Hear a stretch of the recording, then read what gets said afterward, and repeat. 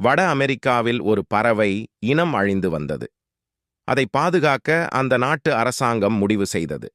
அதற்காக உயிரியல் பூங்காவில் தனியாக ஒரு அறை அமைக்கப்பட்டு பாதுகாக்கப்பட்டது. அந்த பறவைக்கு தனி பாதுகாவலர், தனி உணவு, அதற்கு தேவையான அனைத்து வசதிகளும் செய்து தரப்பட்டது. கோடைக்காலத்தை சமாளிக்க தனியாக குளிரறையும் அமைக்கப்பட்டது. அந்த பறவை இனம் பெருகியது. பின்னர் வெளி உலகத்துக்கு சுதந்திரமாக பறக்கவிடப்பட்டது. அதற்கு தன் எதிரிகள் யார் என்று தெரியவில்லை. அதனால் அந்த பறவை எதிரிகளுக்கு உணவானது. அந்த பறவைக்கு மின் கம்பங்களில் எப்படி அமர்வது என்று தெரியவில்லை.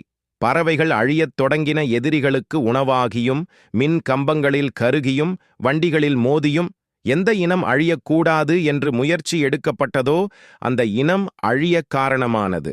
அதேபோல்தான் நமக்கு கிடைக்காதவைகளை நம் பிள்ளைகளுக்கு கிடைக்கட்டும் என்று கொடுத்து நாம் அழகு பார்க்கிறோம்.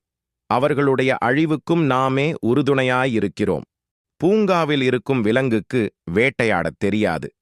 அதேபோல்தான் அதிகம் செல்லம் கொடுக்கும் பிள்ளைகளால் தோல்விகளை நிச்சயமாக தாங்க முடியாது.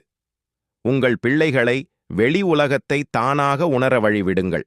நல்லது கெட்டதை தானாக கற்றுக்கொள்ளட்டும். நம் பிள்ளைகளுக்கு அதிகம் செல்லம் கொடுத்துவிட்டோம். அவள் வெளி உலகத்தை எப்படி சமாளிக்கப் போகிறார்கள் என்கிற சந்தேகம் உங்களுக்கு வேண்டாம். நீங்கள் கற்றுக் கொடுக்க மறந்த பாடத்தை இந்த சமூகம் மற்றும் இயற்கை கற்றுக் கொடுக்கும்.